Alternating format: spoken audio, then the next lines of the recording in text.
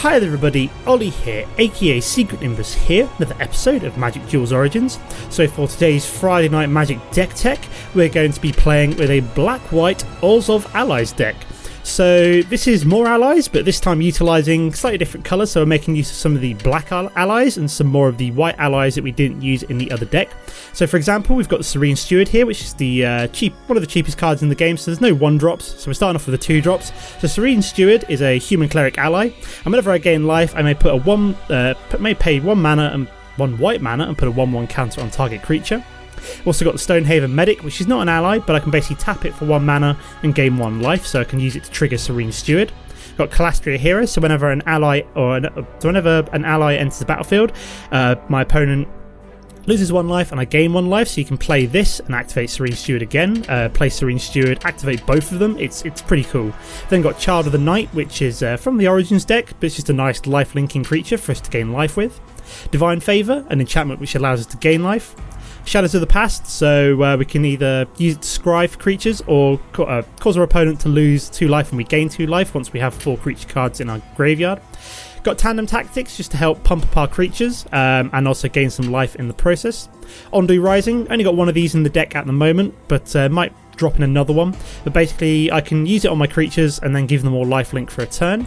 Lantern Scout is basically whenever an ally comes into the battlefield, all my creatures gain lifelink until end of turn.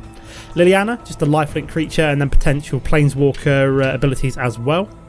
Nakana Assassin, don't know if this is going to stay in the deck or not, but basically whenever I gain life, it gains Death Touch, which is pretty cool.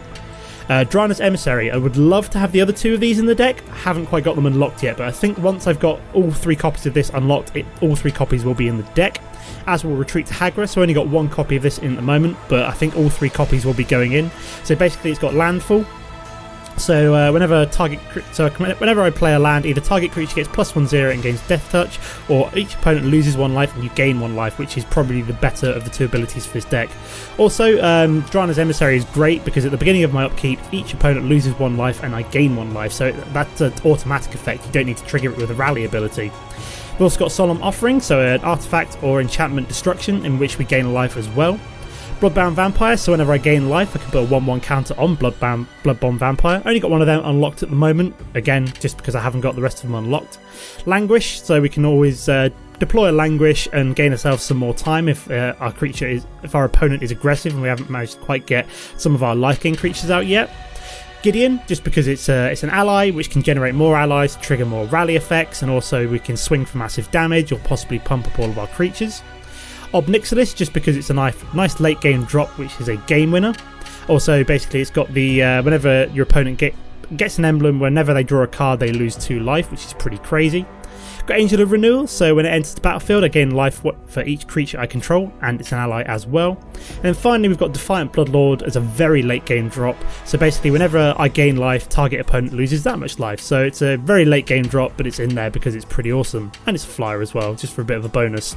So in terms of the mana base, we've got the plains, got 10 plains, 5 swamps, isolated chapels, Mortuary Mires to bring back creatures, so if one of our early game kind of like win conditions gets sent to the graveyard fairly early, we can use Mortuary Mire to bring it back, which is pretty sweet. Only got 3 out of the 4 copies in there at the moment, maybe only leaving that many in there just so I can actually leave open some more of the fast lands. And then we've got 4 Orzhov Guild Gates as well.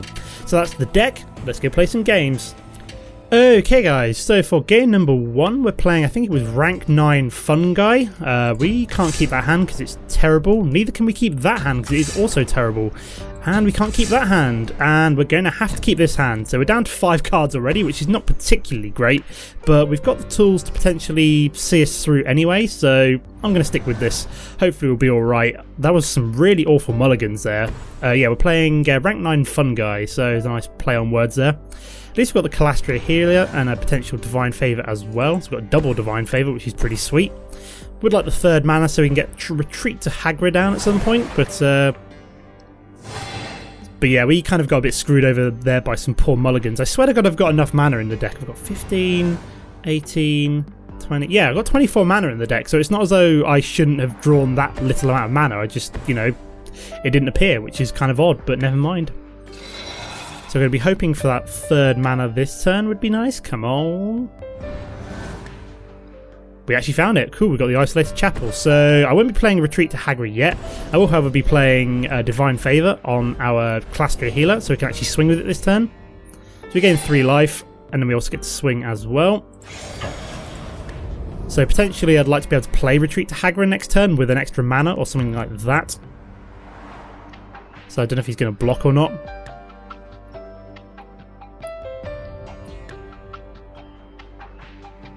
So it'd be nice to get this down soon and then start deploying it with more mana as we draw into it, which would be quite nice. So we're up to 24 health already, which is pretty sweet. My opponent's trying to decide whether or not he wants to block. If I was him, I'd probably let this go through for now, just because, you know, he's still got plenty of health. I've only got a 2-attack creature. I've only got 2 cards left in hand to his 1, 2, 3, 4, 5, 6. So, yeah, I'm in a much worse situation than he is. There's just some really unlucky mulliganing, but maybe should have just kind of kept mulligan down and let the guy have this one. But, you know, I thought this hand was okay to be getting on along with. So what we found? He's found a Guardian of Meletis. Interesting. So I could really do with... what's it called? My brain's gone completely here. Don't know why I didn't decide to swing with the Perilous Mere there. It's not as though I can actually do any damage. So we've managed to find a Stonehaven Mythic as well. So we're playing you. Yeah, Stonehaven Medic, sorry. I won't be swinging this turn because there's absolutely no point. This will allow us to just gain 1 life every turn until we actually find, you know, something decent, which is pretty cool. So I don't know what our game plan is here, but it's just basically stall out until we find something good. Maybe we should just consider adding some card draw to this deck, I don't know. Maybe something which, like, we can afford to lose some life drawing cards or something maybe, might be a good idea. Because in this kind of situation, okay, we found the mana drop we need here, so we're going to be playing Retreat to Hagra. Is it Hagra? Yeah, no, Hagra. It is Hagra. So we're going to have our opponent lose 1 life and we gain 1 life. We won't be swinging, but we will be tapping down Stonehaven Medic on my end step to give ourselves some more health. So we're just going to try and gain as much life as possible here before finding something good. So we're just basically stalling out here until we find, you know, some cards which allow us to actually get the ball rolling. So something like oh wow, he's found Liliana. That's kind of terrifying. We could do with our own Liliana really, but let's pause here and make sure we actually tap our medic to get the extra health. So we go up to 26 here. Ah, we found our own Liliana, fantastic. So we'll deploy you. Okay, so not really much we need to do here. So I'd like to be able to kill one of my creatures ideally to actually, what's the word I'm looking for? Flip Liliana would be quite nice. So that's quite funny. We both managed to play Liliana on consecutive turns. So I'm 10 health ahead of him already now. He's also managed to find Bone Splinters, which he's going to kill my Liliana with, I'm guessing. That's kind of sad. So he gets to take me down by 2 health. Liliana goes to the graveyard. Could potentially bring her back. Why did you do that? I'm just interested as why I decided to target my Stonehaven Medic there. Okay, so he's actually bringing back his own Perilous Mere, which is interesting. Okay, very interesting. He brought back his own Perilous Mere without any 1/1 counters on it. So we have to throw away a Divine Favour here, which is fine. Wasn't really that useful anyway. So he's actually like really severely like played out here now, apart from Liliana, which is kind of devastating for me. We have however managed to find Languish. So do I Languish and then potentially swing?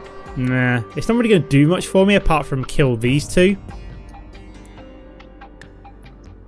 I don't know. It could be worth it, but at the same time, it's not really worth it.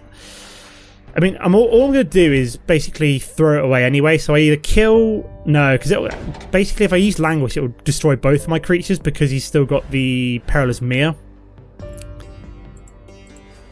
So it's gonna get thrown away because it basically was useless this turn. So unless he decides not to flip Liliana, that's kind of annoying. Only found Copterthed as well. Interesting. So I'm a little bit screwed here, guys. Yeah, I still blame this on the fact that I had to mulligan down to 5 cards in the first place and didn't manage to find anything else. So yeah, I told you we had to get rid of Languish anyway. So he's managed to find another... This Guardian Meletis is probably my biggest... so let's also make sure we actually gain that 1 life as well. So we got to 28 now.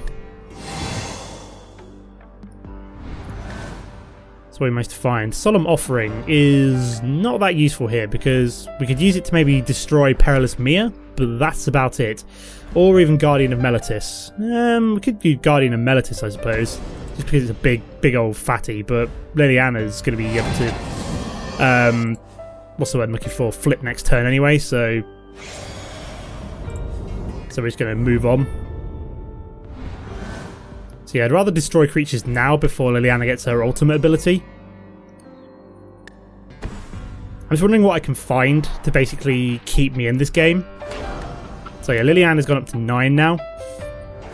Basically next turn she can ultimate, which is not good for me.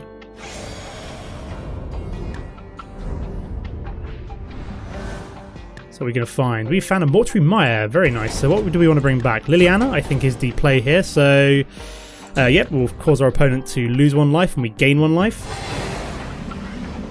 So we're up to 33 now, so we're in no hurry here. Skip attack. We won't flip Stonehaven Medic quite yet.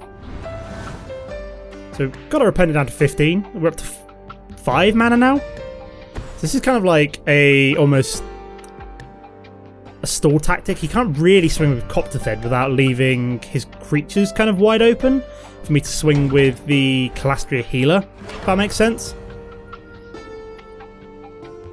So he's going to attach that to Perilous Mia, which is interesting. And he finally decided to ultimate Liliana as well, so...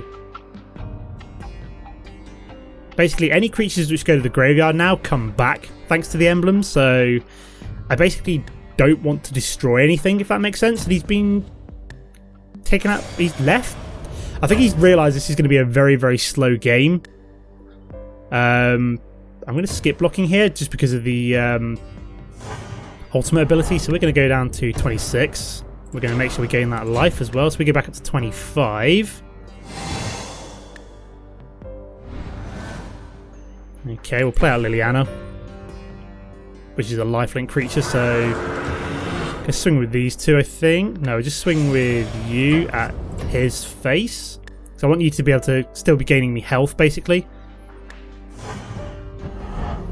So yeah, we want to be playing out every single card we have every turn, so Liliana's still going to be going up. This will allow us to potentially lifelink every turn as well. So we're going to go down by 9 every turn, so we've got about three or 4 turns before...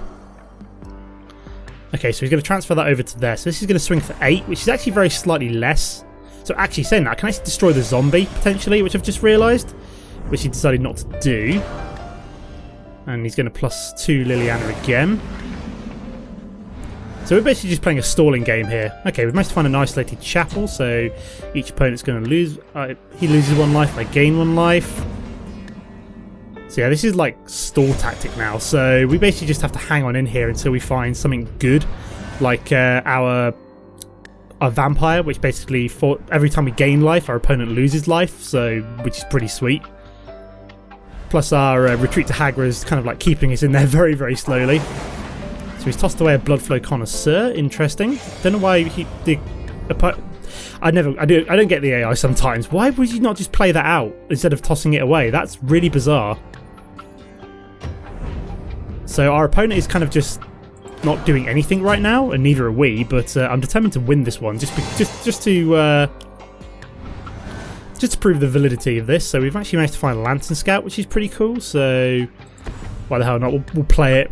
Oh yeah, we also force our opponent to lose 1 life, and we gain 1 life as well, thanks to it being an ally. So that'll do. Gideon would be perfect right about now if I actually found him, because basically what would happen is that I'd be able to then keep summoning allies every turn, so... And then I'd basically be able to keep dropping my opponent down by 1 health every turn, which would be kind of crazy. So we're back up to 28 health. I'm just stalling out here, because I know the emblem, I can't really attack with anything. And he's just basically going to keep +1ing Liliana. Tossing away his own card. Why does the opponent... I don't get that with the AI. It's just throwing away its own cards for no good reason. And it's not swinging either, which is even more bizarre. So we're just going to keep gaining life here, guys.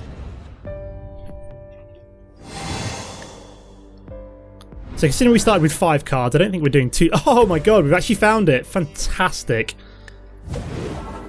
So let's drop an ally onto the battlefield. There we go, which triggers that. I mean, he might decide to swing with Copfed at Gideon, but wouldn't be the end of the world, I suppose. So he has just sacrificed Liliana. Why would you sacrifice it there? I wasn't planning on swinging with Liliana anyway.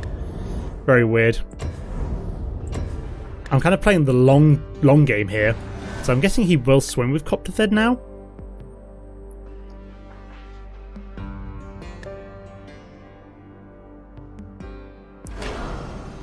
So he's +2 Liliana again. And again, tossed away his own cards. I don't get this with the AI. Why is it tossing away its own cards and transferring around artifacts and stuff? Very, very weird.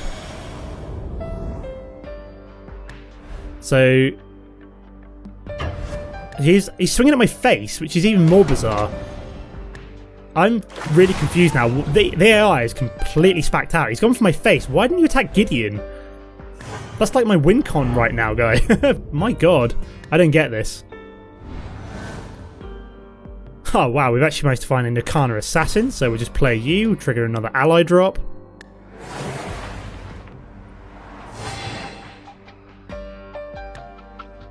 So all of these like gain lifelink, and then we'll put another knight onto the battlefield. Also, I think we'll swing with our token. Reason being is that if he destroys it, it triggers Liliana and flips. And also it's got lifelink, so we gain more health, so I'm just going to go for his face. If he destroys it, like I said, Liliana... no, is it a non-token Liliana's ability? I can never remember. Oh, it's a non-token. Never mind, doesn't really matter too much. If he blocks, he blocks. If not, we push through 2 damage and gets 2 damage closer. Nope, he decided to sacrifice both tokens. It's fine by me. So we actually gain life from that. Does, however... So yeah, this doesn't trigger because they're already tokens, which is why I decided to do it. So we do gain life from that. Does, however, draw a card, which is fine. Does lose 1 life. Actually, if we can just keep attacking with our tokens every turn as well, that's kind of hilarious, because every time, whenever a permanent owned by another player is put into the graveyard from the battlefield, that's kind of hilarious. I could actually force him to essentially kill himself using Coptithed just by swinging with my my creatures every turn, which is kind of hilarious. So my game plan worked in the end, just stall out the entire game.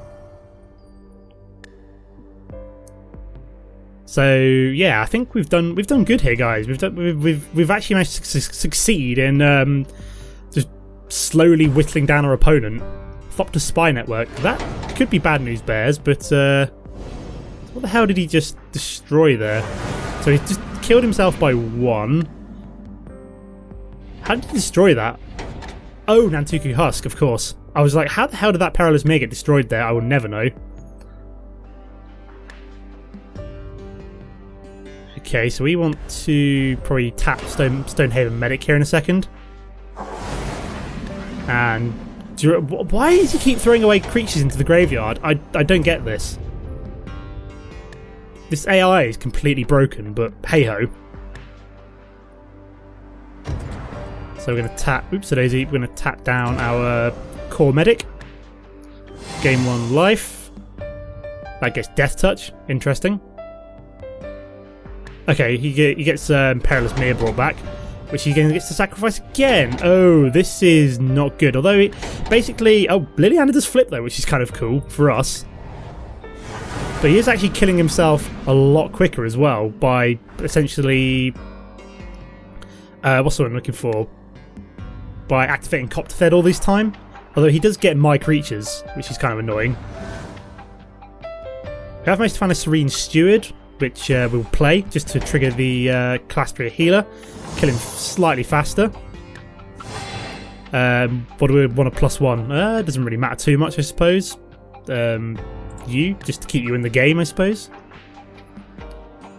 So Calastria Healer does its business. Yep, we'll do that. We'll also activate our ally thing again by triggering you, which takes him down by 1. We'll also pump up you.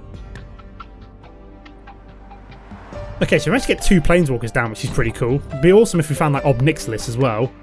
We'll also destroy you. So what is this? So whenever a creature dies, return it to the battlefield under your control. So why the hell didn't Lantern Scout get put back under her control? I don't even know. I think we could have always brought back Lantern Scout or something like that. But so he's down to 3 now. So we're just going to attack with our zombie, which he might destroy. It gets destroyed. He loses 1 life, which is fine by me. Again, like I said, doesn't actually trigger the emblem. So I don't know why that's triggering 3 times, but hey ho. Oh, right. So whenever a creature dies, return it to the battlefield under your control at the beginning of the next end step. Ah, I see. Interesting. So I don't know why my Lantern Scout didn't come back under the AI's control. Kind of odd. Ah, there it is. It's finally come back under control. Wonder where that had gone. We'll also tap our medic, which is the wrong turn, I just realised. Never mind. He's down to 2 health anyway, so we could like essentially throw 2 of our creatures under the bus here and actually just get them destroyed and activate Copterfed twice and kill him off, so...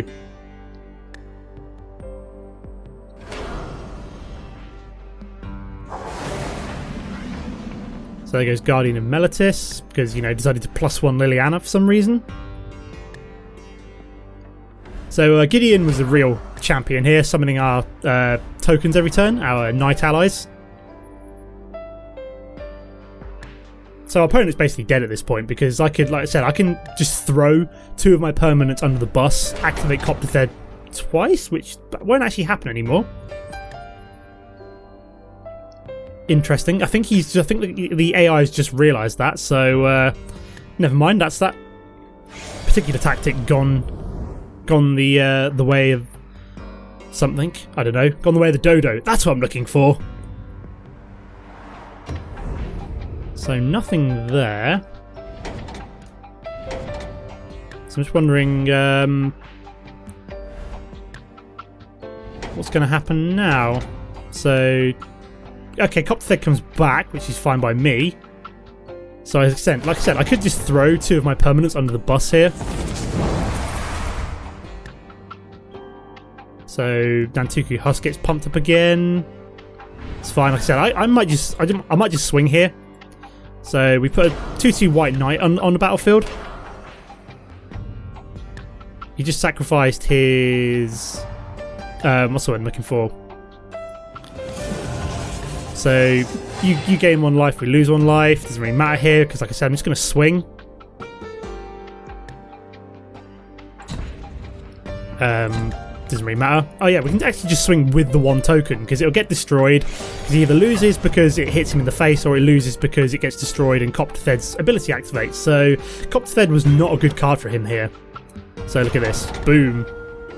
Ah, he actually sacrificed Copterfed before... what's the word I'm looking for? Yeah, he sacrificed Copterfed before that ability would activate, which is kind of clever, I suppose. But yeah. So we've won next turn, put it this way. So just going to see what comes back here. So he has a Lantern Scout come back. He has Copterfed come back.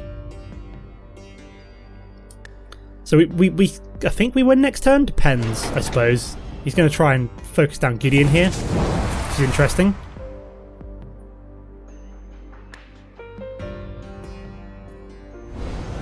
So he's actually going to swing finally with Copterfed at Gideon. So he's got 1, 2, 3, 4, 5 creatures. So I could just swing with everything next turn, regardless. So he's going to +2 Liliana again. Oops, today's if got the Tandem Tactics would go away, wouldn't it?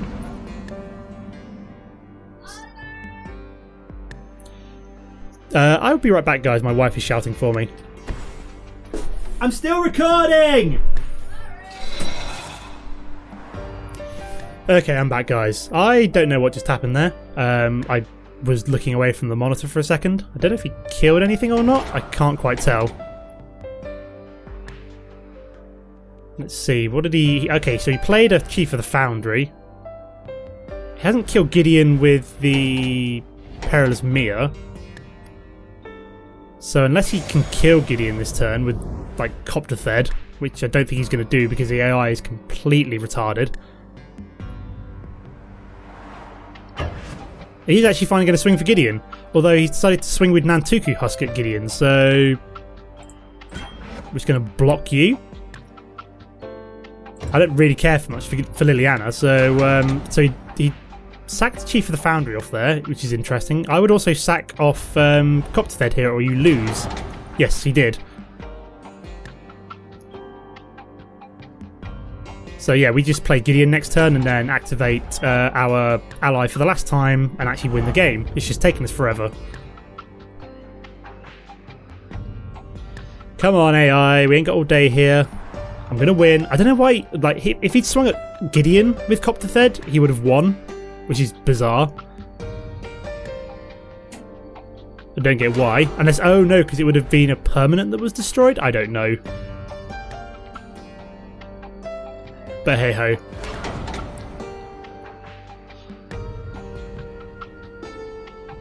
So I think we're about to win here once the AI's finally kind of decided what it wants to do. Okay, and he's just killed Perilous Mia, so we're just going to tap down for health. Give you +1. So yeah, I think he's about to destroy Gideon here. So my opponent has... What's the word I'm looking for? He's only got 2 creatures on the battlefield and nothing else to play, so I think we just swing for the win here. We just swing with everything. Because he can only block 2 of these creatures and the rest should go through, technically. I think. That's my logic anyway. I think we finally won. Whoa, that took a while. Wow. Sorry about that long game, guys. That was a nice tactical battle with the AI at the end there. But we've got a lot of gold here to spend in a second. So back up to rank 14. We get some extra gold for completing the quest. We also get some bonus gold for it being the first win of the day. Okay, so yeah, we got 750 gold bonus for downloading Battle for Zendikar, so looks like we're buying 2 packs at a time because we don't quite have enough for the 8 packs, which is kind of annoying. Let's see what we've got in the boosters then. Okay, so we've got Dispel, Gideon's Approach, Canopy Vista, so that's quite nice. So it's another white-green card. We've also got Chasm Guide, and Retreat to Coral Helm, so the blue enchantment. So you may tap or untap target creature. Scry 1, that'd be great in a... also I'm looking for in a tempo deck. We're going to get in the next pack something good. Come on, Ulamog. Nope, got Sunken Hollow though. So enters the battlefield tapped unless you control 2 or more basic lands. Got another Sky Rider Elf, Shadow Glider, Territorial Baloth, good for a land kind of focused deck. Okay, let's grab 2 more packs. Here we go. Open up booster. Ulamog, got another Sandstone Bridge, got Prism Array, so it's a Converge card. I can't really quite see what it does from here. Got a Jaddy Offshoot, so again would be good for a green focused Lifegain deck. Got Sheer Drop and a Stonehaven Medic. Let's see what we get in pack number 4. Another Sandstone Bridge. Ooh, Omnath, Locus of Rage, very nice. That's going to be awesome for a red-green deck of some description, mostly because of the landfalls. So I'm thinking for next week's deck, it's going to be a red-green land focused deck, similar to how I did the land synergy before, but with the new Battle for Zendikar cards. So we're going to grab 2 more packs. I think we're going to be able to open 7 today, which is kind of awesome. Kind of the Tajaru Stalwart. Now I get Munda after I've actually finished playing with the Old Allies deck. Got another Breaker of Armies and an Altar's Reap. Okay, that's pretty cool. So at least I've got something to make allies better later on. Another Calastria healer, so that will be going into the Lifegain deck for next week, which is awesome. And this is Renewal, would have been good for my old ramp deck. Spell Shrivel, awesome, more counter cards. And then finally we've got one more pack to open. So we're looking for Ulamog, come on. Snapping Gnarlid could be useful, part of the Water Veil, so that's basically get to take another turn. So kind of interesting with the Awaken as well. Got another United Front, would have been good for the Allied deck. Oracle of Dust and Pilgrim's Eye. So it's an okay selection of packs there. But I'm going to leave the episode here for now. As always guys, don't forget to comment and like if you enjoyed the episode, and I'll see you next time. Goodbye.